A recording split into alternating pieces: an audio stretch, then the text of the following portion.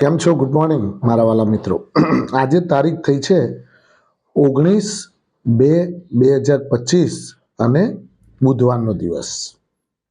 આજે મિત્રો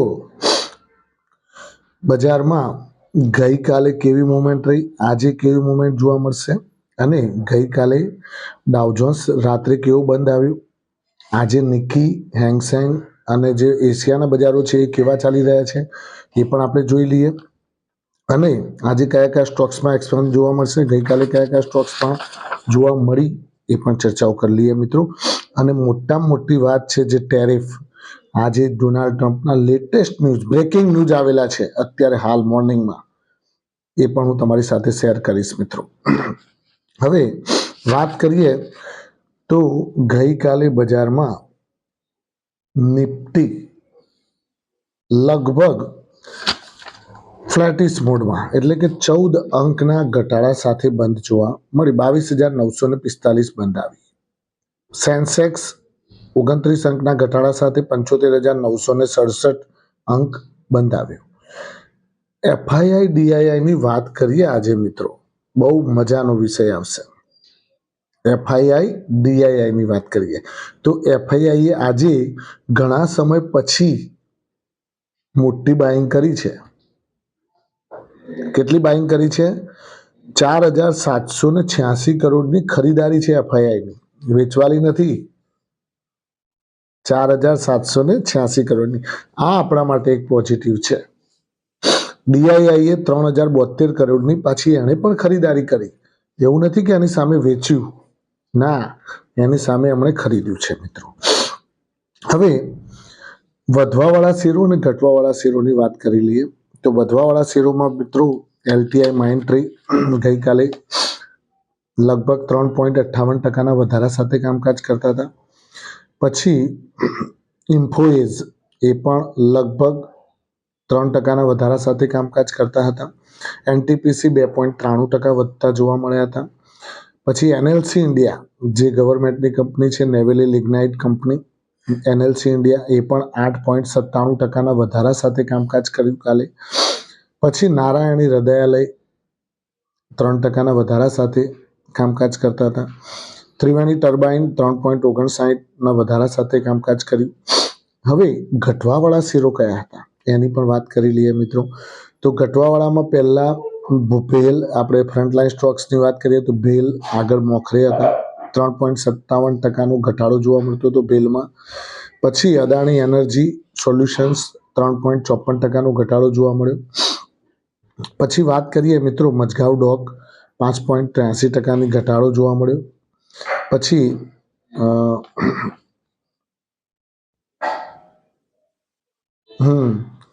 સ્વાન એનર્જી 6.68% ઘટતા જોવા મળ્યા અને રેડિંગ્ટન ઇન્ડિયા 6.22% ઘટતા જોવા મળ્યા.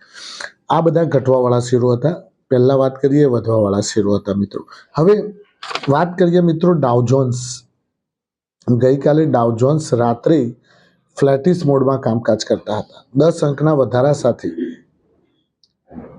ગઈકાલે કામ કરતા જોવા મળ્યા અને નેસ્ડેક લગભગ 14 અંકના વધારા સાથે કામકાજ કરતા હતા અને S&P 500 પણ 14 અંકના વધારા સાથે કામકાજ કરતા હતા.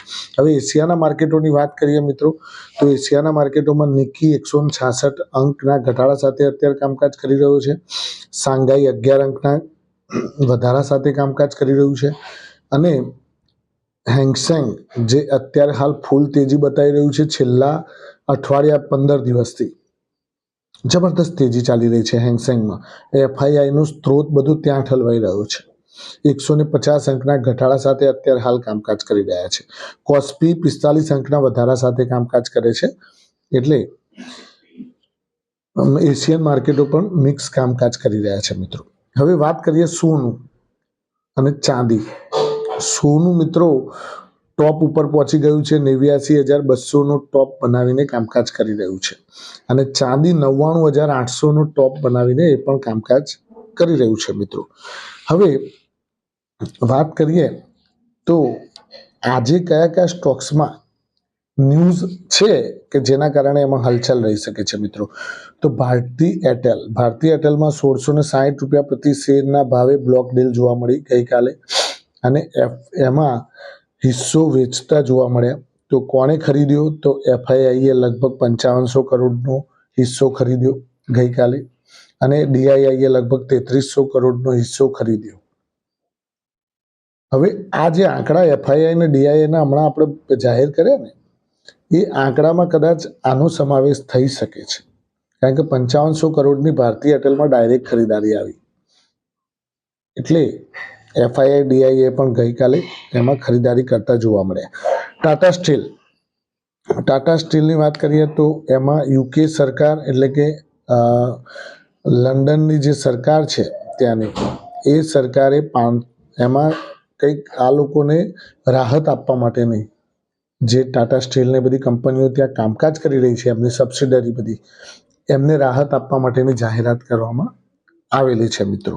પછી વેદાંતાની વાત કરીએ તો ડીમર્જરમાં 83% લેન્ડર્સે એગ્રી થઈ ગયા છે, એટલે ડીમર્જર એમાં પ્રક્રિયા આગળ વધારશે. પછી કોન્કરની વાત કરીએ તો 690 કરોડનો ઓર્ડર મળેલો છે, તો કોન્કરમાં પણ આજે હલચલ જોવા મળશે મિત્રો. અરવિંદો ફાર્મામાં મિત્રો 5 US FDAની આપત્તિઓ મળેલી છે એના પ્લાન્ટમાં, એટલે એમાં પણ આજે હલચલ જોવા મળી શકે છે. હવે મેઇન મુદ્દાની વાત કરીએ તો 25% ટેરિફ ડોનાલ્ડ ટ્રમ્પે આજે પાછો લગાવ્યો. કઈ પ્રોડક્ટ ઉપર લગાવશે, કઈ સેક્ટર્સ ઉપર લગાવવાના છે, એ પણ એમણે ચોખ્ખું કહી દીધું કે અમે ઓટો, ફાર્મા અને સેમિકન્ડક્ટર, ઓટો ઇન્ડસ્ટ્રીઝ જે પણ અમારા ત્યાં એક્સપોર્ટ કરતા હશે ઇન્ડિયાથી કે ગમે ત્યાંથી, અમારા ત્યાંથી જે પણ એક્સપોર્ટ કરતા હશે ઓટોવાળા, એ બધા ઉપર 25% ટેરિફ લાગશે. 25% ડ્યુટી ભરી અને એની કિંમતનો એટલો વધારો થશે. અને ફાર્માની જે દવાઓ અહીંયા સપ્લાય થઈ રહી છે અમેરિકામાં, એમાં પણ 25%નો ટેરિફ લગાવવામાં આવશે. તો Sun Pharma, Cipla, Aurobindo pharma, આ બધા આજે હલચલમાં રહી શકે છે મિત્રો. પછી સેમિકન્ડક્ટરની જે ચીપ ઉપર પણ 25% ટેરિફ લગાવવામાં આવશે. સેમિકન્ડક્ટરની ચીપ ઉપર પણ 25%ની ટેરિફ લગાવવામાં આવશે મિત્રો. હવે આ જે ટેરિફ છે, આ ટેરિફ સાલું ભયજનક હોય છે મિત્રો, કારણ કે ટેરિફ જ્યારે ડોનાલ્ડ ટ્રમ્પ લગાવે છે ત્યારે બજારમાં એક નવો જ ભય લાગી જાય છે. હમણાં વચ્ચે એક રેસિપ્રોકલ ટેરિફ લગાવ્યો હતો, તો એના ભયના કારણે પાછું કડાકા આવ્યા. અને અત્યારે બજાર છે એ તમને કહી દઉં મિત્રો, સારા સમાચાર ઉપર પોઝિટિવ રિએક્ટ કરતું નથી, નેગેટિવ સમાચાર ઉપર તરત જ અસર કરવા માંડે છે. અને પહેલાં તેજી હતી ત્યારે શું થતું હતું ખબર છે? નેગેટિવ સમાચાર આવે ને તો એના ઉપર કોઈ અસર કરતી નથી, અને સારા સમાચાર ઉપર પહેલું દોડતું હતું તેજીમાં. અને મંદીમાં શું થાય કે જ્યારે તેજી હોય તો એના સારા સમાચાર, મંદી હોય ત્યારે કોઈ તેજીના સારા સમાચાર આવે તો એના ઉપર કોઈ અસર થતી નથી. એટલે આ ખાસ ધ્યાન રાખવાનું મિત્રો. કોશિયસ રહીને કામકાજ કરવાનું. નો ડાઉટ ગઈકાલે બજારમાં સારી એવી રિકવરી જોવા મળી, નીચના લેવલ જઈ અને પાછું બજાર ઉપર આવ્યું. આવું છેલ્લા 3 ટ્રેડિંગ સેશનથી થાય છે. જો આ 22,800નો સપોર્ટ પકડીને ઉપરની સાઈડે ચાલે છે તો વેલ એન્ડ ગુડ. બાકી ત્યાંથી નીચે આવે છે તો કોશિયસ રહીને કામકાજ કરવાનું મિત્રો. કોઈ પણ જાતની રિકમેન્ડેશન આપવામાં આવશે નહીં. બીજું કે મિત્રો, અત્યારે હાલ આવા ચડ ઉતરવાળા બજારની અંદર હંમેશા યાદ રાખવાનું કે ઇન્ટ્રાડે, કોલ પુટ ઓપ્શન કે કોઈ પણ જાતનું ટ્રેડિંગ F&Oની અંદર કરતા વિચારજો, ખૂબ વિચારજો પહેલાં, અને પછી જ કરજો. કારણ કે સેબીએ આંકડા જાહેર કરેલા છે, 93% લોકો આની અંદર નુકસાન કરે છે. અને મૂડી આપણી બચાવવી એ બહુ આપણી મોટી મુહિમ છે. મૂડી બચશે તો આપણે આગળ કામ કરી શકીશું. ઘણો સમય છે હજુ બજાર માટે, કોઈ ચિંતાનો વિષય નથી. મૂડીને વેડપતા નહીં.